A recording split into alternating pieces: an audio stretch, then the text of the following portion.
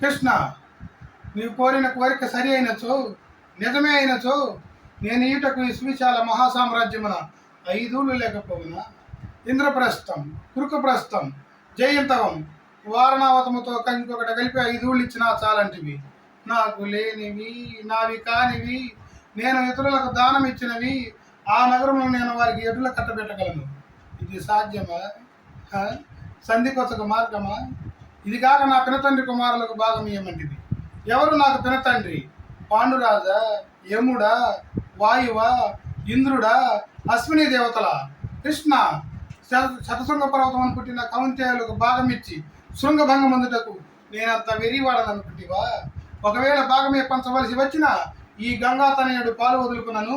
మా పితామహులైన పాత్రకు సోమదత్తులకు భాగం లేదందువా? అందందు వచ్చిన అర్ధార్థ భాగములలో మా తండ్రులు ధృతరాష్ట్ర పాండురాజులు 2 భాగస్వాములు కదా. ఆ పై మేము 100 వారు 5 105 కదా.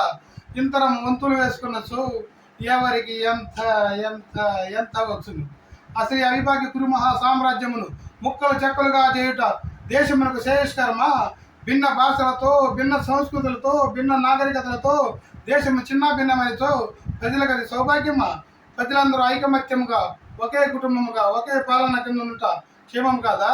కృష్ణ, ఈ యుగధర్మ ప్రకారం ఆస్తి 13 సంవత్సరములు పరాధీనమైనతో దానిపై హక్కు శాశ్వతంగా తొలగినన్న సత్యమును ఎరుగుకుంటేవా?